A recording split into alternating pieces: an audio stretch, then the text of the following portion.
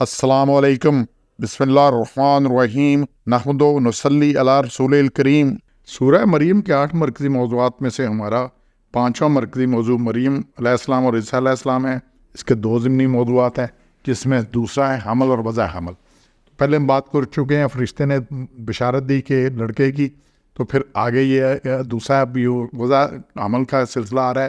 تو 4 نکات ہیں، یہ آیت 22 سے لے کر 26 تک میں سے۔ مریم علیہ السلام حاملہ ہوگی اور اپنی جگہ سے دور چلی گئیں۔ اس میں 22 میں کلیئر آ رہا ہے کہ پھر حملت ہو، پھر اسے حمل رہ گیا، پس وہ چلی گئی، اسے لے کر کان کسیہ، ایک دور کی جگہ پر، کسی کہتے ہیں دور جگہ کو، اسی ایک کسو دور، بعید، اسی سے مشرق اقصی دور کی جگہ۔ سورہ بنی اسرائیل میں اللہ تعالیٰ لے گیا ایک دور کی جگہ، مشرق اقصی دور کی جگہ پر۔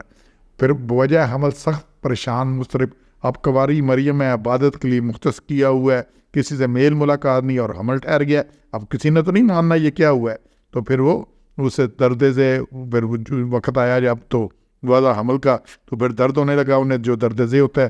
اس کھجور کے درخت جڑ کے درخت کے پاس آ گئی، تو پھر لگی ہیں کاش سے قبل میں مر چکی ہوتی اور ہو جاتی نسیم منسیہ، بھولی بسری، نسی نسیان سے ہے، بھول جانا، بلا دی گئی ایسی چیزیں جو ردی میں کوئی پھینک کر بھول جائے، اسے خیال تک نہ آئے، لوگ بھول چکے ہوتے ہیں۔ اب بڑی آزمائش تھی، ایک عبادت گزار جو اللہ کے لیے مختص ہو، وہ حاملہ ہو کے بچے کو لے کے آ جائے تو کیا ہوگا قوم کا رد عمل، تو بڑی سخت مضطرب۔ پھر 24-25 میں فرشتہ کی تسلی، خورد و نوش کا بھی انتظام کیا، تو پھر ہم نے فرشتے نے آواز دی، گھبرا نہیں، تیرے رب نے تیرے لیے ایک چشمہ جاری کر دیا ہے، اور کھجور کا ہلا، تازہ کھجوریں جڑ پڑیں گی تجھ پر، بالکل تازہ تازہ، تو ان کا انتظام کیا۔ تو پھر آگے 26 میں کہا کہ اس شہر سے الجھنے کی بجانا چپ کا روزہ ہے اس کی، ان سے کہنا کہ میرا روزہ ہے، بات نہیں کرنی کسی سے، کہنا چپ کا روزہ ہے۔ بنی اسرائیل میں اس سے پہلے چپ کا روزہ ہوتا تھا، تو وہ سچ بولتے تھے تو ان کا روزہ ٹوٹ گیا تھا۔ یہ ہماری خوبی ہے کہ ہم روزہ رکھ کے جھوٹ بولتے ہیں اور ہمارا روزہ نہیں ٹوٹتا۔ تو یہاں پہ یہ بات آ رہی ہے سورہ تحریم میں 66 نمبر، اس کی آخری آیت میں اللہ نے کلیئر کیا ہے، اور مریم عمران کی بیٹی تھی، ابنت مریم عمران کی بیٹی، جس نے دھوکہ رکھا اپنی شہوت کی جگہ تو ہم نے پھونک دی اس میں اپنی طرف سے ایک جان، اور سچا جانا اپنے رب کی باتوں کو۔ تو انہوں نے کہا یہ اللہ نے روح ہے نا، اللہ نے کہا ہم نے اس میں ایک روح پھونک دی۔ تو یہاں یہ ساری بات آ رہی ہے، تو جو ہم نے یہ دیکھ رہے ہیں نا، تو جبرائیل علیہ السلام نے مریم علیہ السلام کو روح پھونکی، اس نفع جبرائیل سے جو انہوں نے روح پھونکی تھی، اس سے عزت مریم کو حمل قرار پا گیا۔ اللہ نے اس پھونک کو اپنی طرف منسوب کیا ہے، جو ابھی میں نے آپ کو آیا تھا سورہ تحریم کی آخری، کہ ہم نے روح ہی نہ ہم نے پھونکی اس میں روح، ٹھیک اپنی طرف کیا ہے۔ اسی وجہ سے حضرت عیسیٰ علیہ السلام کو روح اللہ کہتے ہیں، کہ اللہ کی پھونک سے ہوا، اللہ کی روح سے ہوا۔ تو جب آپ مریم علیہ السلام حاملہ ہو گئیں تو شرم کے مارے وہاں رہنا گوارا نہ کیا، کیونکہ بیت المقدس کے وہ ایک حجرے میں مقیم تھی جو شرقی آیا، شرقی گوشے کی طرف، تو وہ حجرہ چھوڑ کر دور کسی مقام پر چلی گئیں۔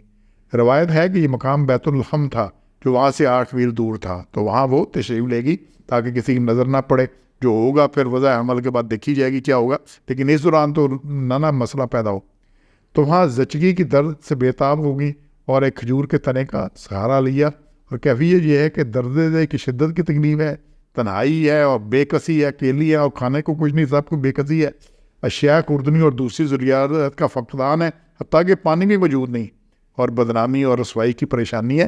نبوت ایسے مذاق نہیں ہے، یہ چیزیں مذاق نہیں ہے، کتنی بڑی آزمائش ہے یہ، کتنی بڑی آزمائش ہے اور کتنی سخت ہے، ذرا سوچے نا اس طرح کہ کیا کیفیت ہوگی۔ تو یہ سارا جو آیت 23 میں آ رہا ہے اور 22, 23, 24 میں سارا اسی میں یہی کچھ ہے جو ہم نے ابھی بات کی ہے۔ تو ان سے پریشان ہو کر بے ساختہ پکار اٹھی کہ کاش میں مر چکی ہوتی اور لوگ مجھے بھول چکے ہوتے۔ تو اللہ تعالیٰ نے ان تکالیف میں معجزانہ مدد کی، فرشتہ نے آواز دی، ٹھنڈے اور میٹھے پانی کا چشمہ جاری کر دیا، فقط تنا ہلانے سے پکی پکائی تازہ کھجوریں میسر آ گئی۔